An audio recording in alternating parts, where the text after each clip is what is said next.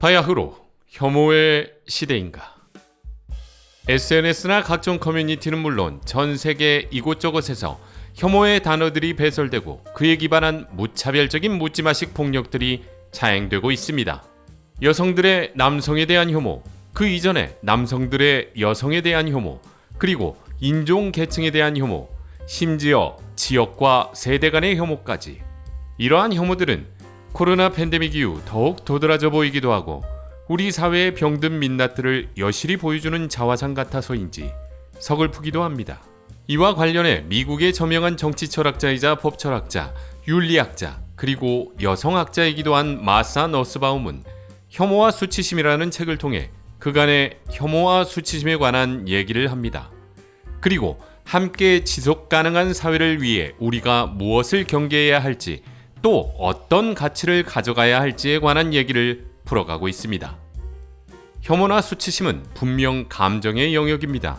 저자에 따르면 감정도 하나의 신념의 집합체로서 사실상 어떤 공적 판단의 기준이 되어 우리 사회에 적용되고 있다고 합니다.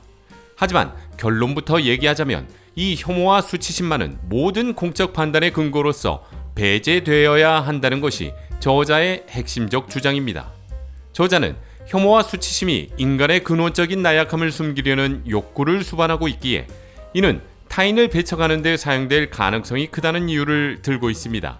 약자를 파괴함으로써 자신의 존재감을 확인받는 강자들만의 부당한 논리로 확대되고 재생산될 수 있다는 게 저자의 판단입니다. 먼저 혐오와 수치심에서 인용하고 있는 아돌프 히틀러의 나의 투쟁의 한 구절을 보자면 어떤 형식이든 특히 문화생활의 형식에서 불결하거나 파렴치한 일이 일어났다면 적어도 거기에 유대인이 관련되지 않았던 적이 있었던가? 이러한 종기를 조심스레 절개하자마자 사람들은 썩어가는 시체 속의 구더기처럼 돌연히 비친 빛에 눈이 부신 듯이 꿈뻑거리고 있는 유대인들을 종종 발견했다.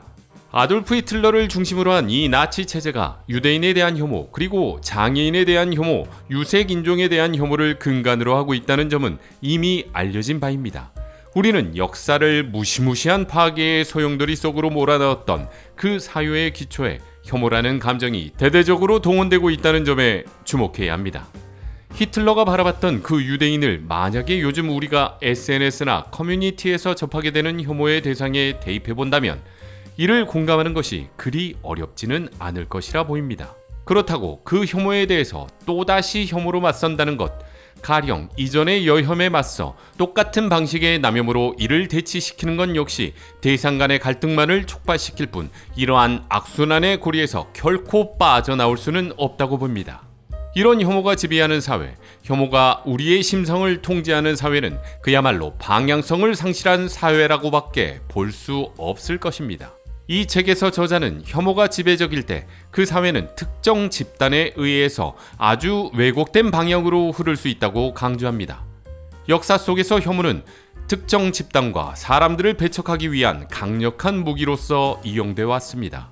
유대인, 여성, 동성애자, 불가촉 천민과 같은 계급의 사람들은 혐오의 대상이 되어온 대표적인 예입니다.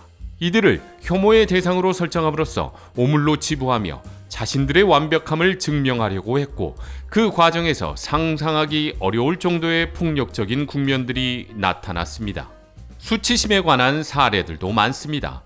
소위 낙인찍기라는 수치심과 관련된 부분을 살펴보자면 실직자라는 이름을 달고 다니는 것이 얼마나 힘들고 수치스러운 일인지 아는가? 외출할 때 나는 완전한 열등감에 사로잡혀 시선을 아래로 내리고 다닌다. 길을 걸을 때 나는 스스로 보통 사람들의 발 뒤꿈치에도 못 미치며 모든 사람이 나에게 손가락질을 하는 것처럼 느낀다. 나는 본능적으로 사람 만나길 기피한다. 이는 어빙 고프먼의 스티그마에서 재인용한 구절입니다. 이처럼 혐오와 수치심은 인간성 자체를 파괴하는 지점으로 나아갈 뿐만 아니라 정치적으로 악용될 경우 폭력적인 학살로까지 이어질 수 있다는 게 저자 마사 너스바움의 얘기입니다. 이런 혐오와 수치심이 힘을 띠면서 우리 사회에서 통용되는 이유는 각각의 인간들이 불완전한 존재라는 것을 인정하지 않기 때문이라고 말합니다. 또 우리가 불완전하고 취약한 인간인 점을 인정한다면 이 혐오와 수치심으로 빠져들지 않을 것이라고 저자는 전합니다. 인간은 유한한 삶을 살아갑니다. 또한 불확실한 존재이기도 합니다. 예컨대 장애인의 경우 우리가 비장애인이라고 또는 정상이라고 얘기하면서 장애인을 혐오하고 비하하지만 언젠가 우리는 불확실한 조건 속에서 장애인이 될 수도 있다는 것입니다. 또 우리가 사회적 약자들을 비하하고 혐오하거나 또는 수치심을 안겨줬다면 우리 역시 어떤 상황에서 그 처지에 처할 수도 있다는 것입니다. 이럴 때 우리가 모두 유한하며 나약하고 불확실한 존재라는 사실을 인식할 때 우리는 이 혐오와 수치심의 프레임으로부터 벗어날 수 있다는 것입니다. 나르시시즘에 빠진 완벽함을 지향하는 사람들이 흔히 이런 유한성이나 불확실성을 거부하고 다른 사람들에게 혐오와 수치의 언어들을 남발한다는 게 저자의 생각입니다. 저자가 이 책을 통해 우리 사회에 제안하는 메시지가 무엇인지를 보자면 우리 사회가 공격성이 아주 강하다는 지적에 대해 분노와 혐오를 분명히 구분해야 한다고 말합니다.